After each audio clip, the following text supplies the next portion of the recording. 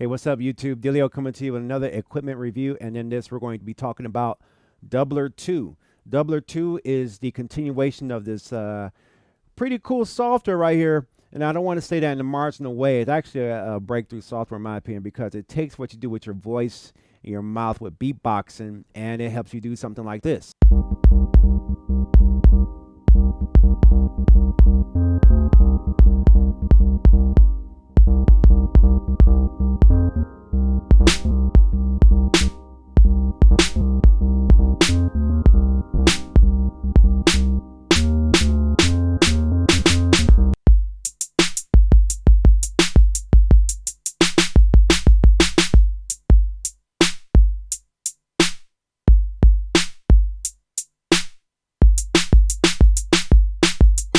So as you can see, you can use this version right here. It comes with an internal synthesizer with the bass line and chords. You can turn that functionality on and off, and it has a lot of functionality here. So as you can see, I have the doubler microphone, and the doubler microphone is this microphone right here. Now this is the calibrated microphone that works with it, and actually it's its own audio interface.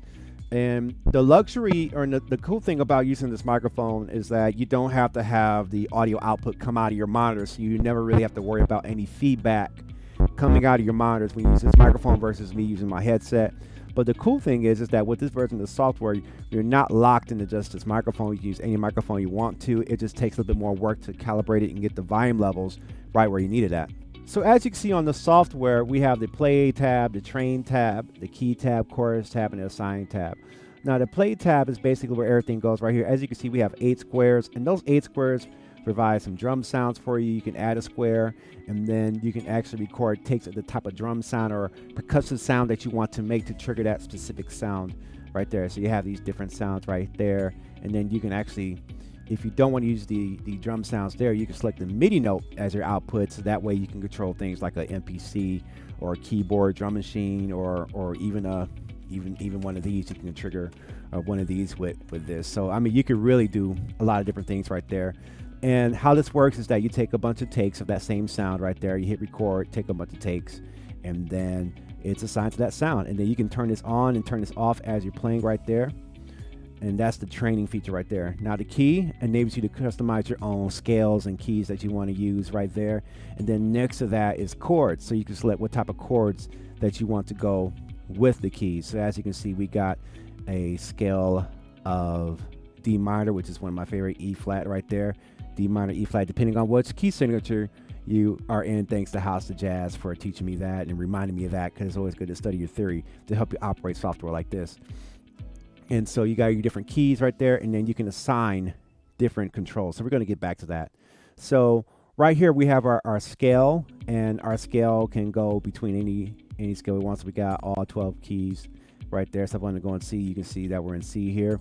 And then you have all these scales right here, and they added some scales to this to help this be more flexible for whatever type of scales that you want to sing in, to control your software via a MIDI device or the internal software right here. And the interesting thing about this is now we have controls here. So the actual vowels that you say, so if you're doing an E sound or an ah sound or a oo sound, those 3 parameters, as well as the volume of what you're doing, can go to different MIDI parameters inside the software, or it can go to a parameter of a synthesizer of your choice. So if you want to put your cutoff filter on, say, MIDI control CC number 20, you can assign the E sound. So every time you go from a E sound or a oo sound, it will do that. So if I demonstrate right here, so if you can see that the voice is responding to this, I'm going to see if I can cut the audio off here. Yeah, there we go.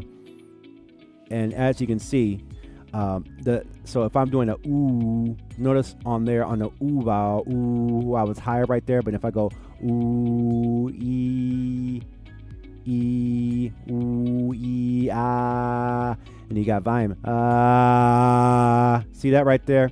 And it's kind of funny you're hearing it without the synthesizer doing its thing, but as you can see, ah, e, o, oo. So you can really control a lot of features there.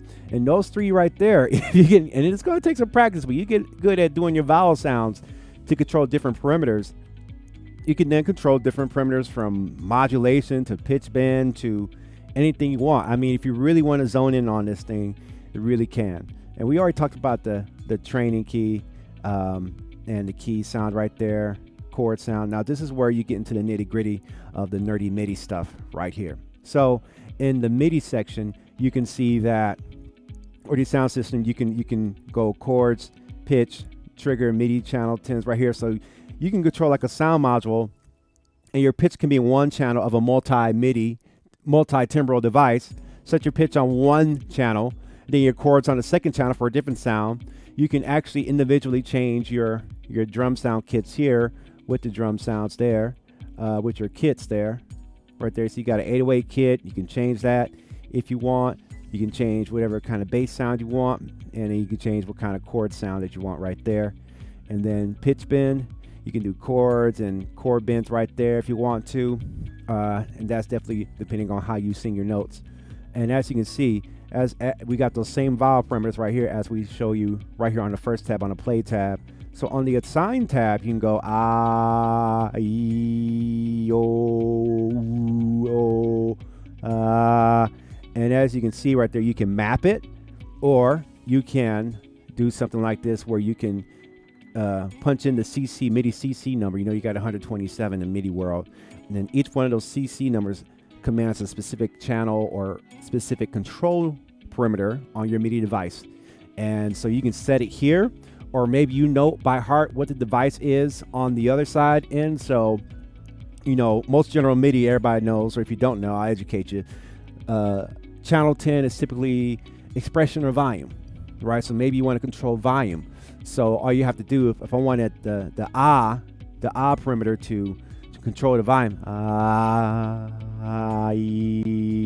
yeah, I can set that to 10, and now that's controlling the volume of another device that accepts those MIDI commands. So as you can see, this is a pretty powerful software. It does a lot of different things, and it's definitely responding to me right now. And I think it's a really cool thing right there. And if you want it not to respond to anything, all you have to do is click on that pitch there, and it's not going to trigger anything.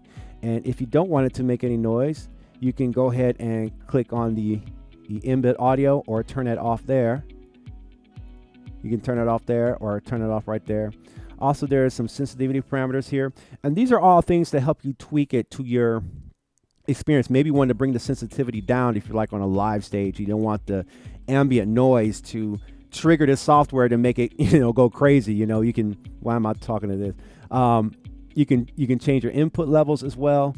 And again, when you use your own microphone from any audio interface or any audio source, there are some volume adjustment parameters that you got to go through just to help it read you properly and give you the best experience possible. So definitely, this is a lot of fun to work with, beatbox with, and just have some fun and groove in a different way that you wouldn't do. And then this also can be a great tool for those who may not necessarily like play, like, oh my gosh, but they can sing songs. I've worked with many artists who may not be able to play a specific instrument but can hum a note. Or maybe you're a music producer or artist and you're not really spent years learning how to play piano. You didn't really spend a lot of years,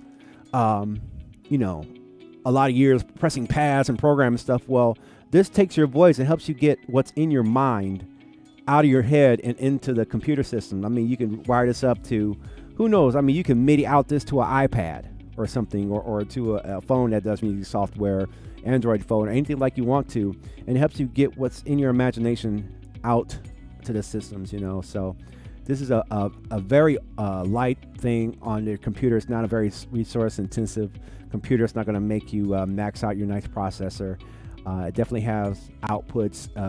I think it'll work as a plugin. And the cool thing about this software is that it's set up to work with or without a DAW, so you don't have to have Studio One or Logic or Pro Tools or FL Studio to work with this. You can just install this right on your software and get straight to it.